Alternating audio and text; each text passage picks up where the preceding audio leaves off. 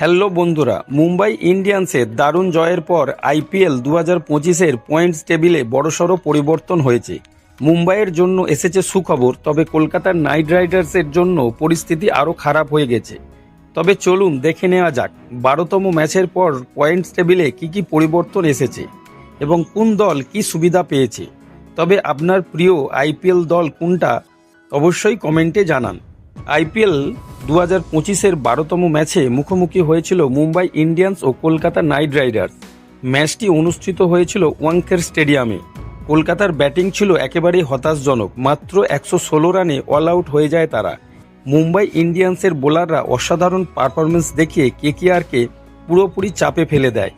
জবাবে মুম্বাই ইন্ডিয়ান্স মাত্র 13 ওভারেই 8 উইকেট হাতে রেখে সহজ জয় তুলে নেয়। এই ম্যাচের পর কেকেআরের পয়েন্টস টেবিলের একেবারে নিচে চলে গেছে। তারা 3টি ম্যাচ খেলেছে, যার মধ্যে 1টি জিতেছে এবং 2টি হেরেছে, ফলে তাদের সংগ্রহ মাত্র 2 পয়েন্ট। চলুন নিচে পয়েন্টস টেবিলের অবস্থানটা একবার দেখে নিই। রয়্যাল চ্যালেঞ্জার্স ব্যাঙ্গালোর 2টি ম্যাচ খেলেছে, 2টো জয় হয়েছে, 4 পয়েন্ট পেয়েছে। দিল্লি ক্যাপিটালস 2টো ম্যাচ খেলেছে, 2টো জয় হয়েছে, 4 পয়েন্ট পেয়েছে। লখনৌ সুপার জায়ান্টস 2টো ম্যাচ খেলেছে, 1টা জয় হয়েছে, 1টায় হার, অর্থাৎ 2 পয়েন্ট পেয়েছে। গুজরাট টাইটান্স 2টো ম্যাচ খেলেছে, 1টায় জয় হয়েছে আর 1টায় হার, অর্থাৎ 2 পয়েন্ট পেয়েছে। পাঞ্জাব কিংস 1টা ম্যাচ খেলেছে, 1টায় জয় হয়েছে, 2 পয়েন্ট পেয়েছে। মুম্বাই ইন্ডিয়ান্স 3টি ম্যাচ খেলেছে, 1টাতে জয় হয়েছে আর 2টোই পরাজয়, 2 পয়েন্ট পেয়েছে।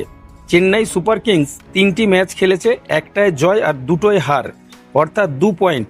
সানরাইজ হায়দ্রাবাদ 3টি ম্যাচ খেলে 1টায় জয় আর 2টোই হার, 2 পয়েন্টে অবস্থান।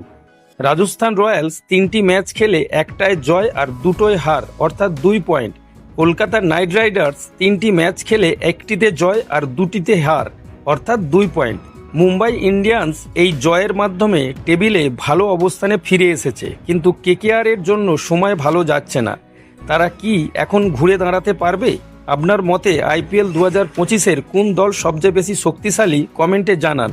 আর অবশেষে বলি, চ্যানেলটা অবশ্যই সাবস্ক্রাইব করতে ভুলবেন না। ধন্যবাদ।